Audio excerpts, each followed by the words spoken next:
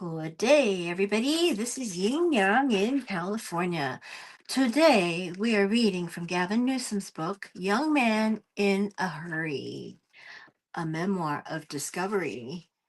Somebody sent this book to me for free, and I don't know if you can see me at the moment, but I'm putting us into silent mode because this phone I forgot to put into silent mode. And at this moment, okay, we are gonna leave that, and I hope you can see me. I hope you can see me now. Oh, God, thank you. Sorry about that little bit of blankness. Uh, okay, I'm going to read from the last paragraph that we read, and we're only on page 2 because let me see. I think, yeah, we're only on page 2. I must have read a lot of copyright stuff. Okay, it is 5:30 in the morning, in the middle of summer. I am writing this from a time and place when the seasons have already begun to lose their capacity to tell us what time and place it is. Spring used to mean the abundant snowmelts that recharged the rivers that flowed across the California plain. Spring, rivers deceived, now means another year of record drought. Summer as a boy meant traversing the Sierra Nevada with my father, William Newsom. Explorations that always carried added meaning because he left us when I was young, for reasons that neither he nor my mother ever made clear. Oh dear, this jacket is going to sit right here because we want it here. There we go. Okay, can you see it? I hope you can see it. Yeah, you can see it. Kinda. All right. Sorry. All right. So, in those years when he's talking about his father, he was most alive, he was determined to pass on to me his veneration of California's rivers and mountains. I now leave his old cabin in Dutch Flat in the hills of Gold Country. Hi there, Faith and Hope. Nice to see you. Wondering if I might never see it again, for summer has become the season of fire. My time in office has been altered by 21st century pandemic and climate change, but by drought and wildfire and the rise of authoritarian forces whose contempt for democracy is its own flame. As the calamities have piled on top of as the calamities have piled one on top of the other and challenged the very notion of governance, I cannot help but consider what remnant of state, what remnant of nation I will pass down to my 4 young children. Oh, you live in Michigan. Nice to see you. I am going to remove my glasses because it's good to have them off sometimes. And in a life where my every movement as father and governor can feel orchestrated, the early morning allows me a sliver of space to call my own, where my mind can wander and find contemplation and reflection, if not a way out of catastrophe. I live in, oh, hi, you live in Michigan, you live in Iowa, I live in California. And I tell you, we pay for it through the nose and an arm and a leg. Indeed, indeed. And bicyclists have trouble in San Francisco because people are supposed to stay 3 feet away, but cars never do. And it's very, very scary. Okay. Gavin Newsom says, if I were merely the governor of California, I might let the darkness sink deeper inside me. But I am a husband and father who doesn't want the convulsions of nature and politics to be all that his children remember of this time. This time. Oh, what happened? Oh, and so on this day, the eve of the 4th of July, my wife Jen and I have decided to take the kids on a family excursion, a kayaking trip. Beyond our backyard, on the other side of a sandbar and a park, uh, is the American River. I want to teach them the history its waters carry. Yeah, let me see. Here you go. Oh, yeah. Thank you. Upstream from our house, in the year 1848, James Marshall, a dream seeker from New Jersey, found himself diverting enough of the river's flow to build a lumber mill for Johann August Sutter. Johann August Sutter. Captain Sutter, as he liked to be called, was a fugitive who had traveled an even greater distance than Marshall to reinvent himself.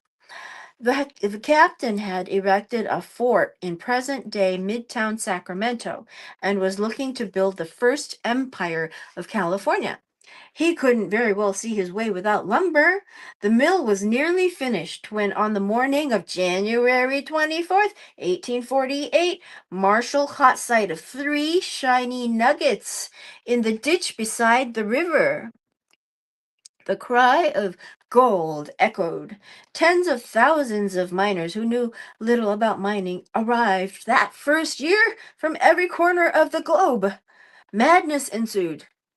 As the newcomers rushed the Sierra foothills, running right past Sutter's fort, the captain could see the spoiling of his dream, if not the ruin that would soon befall him.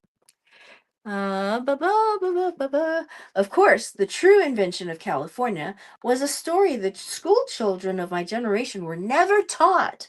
Certainly not by the nuns at Notre Dame de Victoire, where we wore little sailor outfits and blue socks up to our knees, and I got booted out in the third grade for one shortcoming or another. Surely not by my teachers at Neil Cummins K-8 or Redwood High School. The story of California's original sin would have required a more forthright narration. How a century before gold's finding, the decimation of California's indigenous had commenced. Capital I on indigenous. Thank you.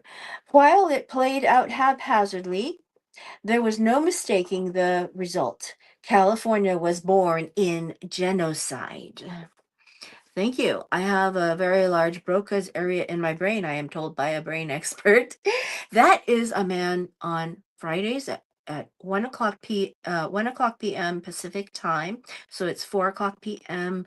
Eastern time. Go to Instagram and look for Dr. Brody Miller, DrBrodyMiller. I'll just say that. He is a brain expert. And it's a free class, and you get to exercise parts of your brain. He told me that, anyway. Back to Gavin Newsom. I often find myself measuring this history, wondering about the warp speed at which the gold rush shot us forward, and whether so many of our challenges today are because we've never really rid our spirit of its voracious impulse. It's true. All of the immigration to San Francisco has been ever since that time. It's never stopped. Anyway, back to Gavin Newsom. I weigh the water we are now mining from hundreds of feet below ground and the oil we keep on fracking. The lessons of the gold rush, the mountains it melted, the rivers it fouled, we Californians did not heed. Our collective forgetfulness, the grooved pattern by which we reach too far and grab too much again and again, is its own force of nature to behold. At the same time, thank you. Thank you very much. At the same time, I marvel at our capacity to invent and reinvent ourselves. And I'll show people that. The grit and ingenuity that run deep in that same spirit and imagine a new way forward that changes not only California's future, but also America's future, the world's future. The doomsayers in the East, capital E, have been predicting the demise of the California dream, capital C, capital D, for as long as we've been dreaming it. And yet here we are, three iconic cities along the coast, a central valley that stands as the most productive farm belt in the world, a smaller valley called Silicon that gives birth to a new age of technology, winemaking in the north, Movie making in the South, an organic foods movement hatched on counterculture farms and in the mom and pop grocery stores of Santa Cruz and Berkeley.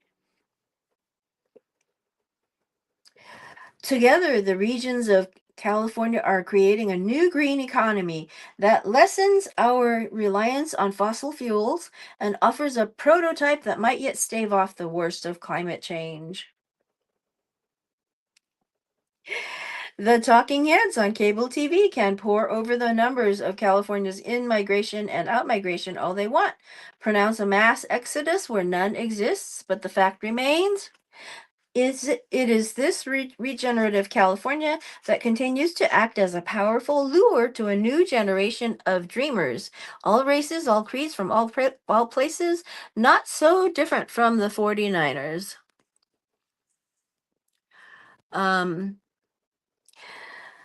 I learned first from my father on those summer trips to the upper American River, where water and fish ran wild, that California's open arms must inevitably extend to saints and scoundrels alike. Often they are in search of the same thing, proper dirt on which to stage their next revival, be it a second act or a third act.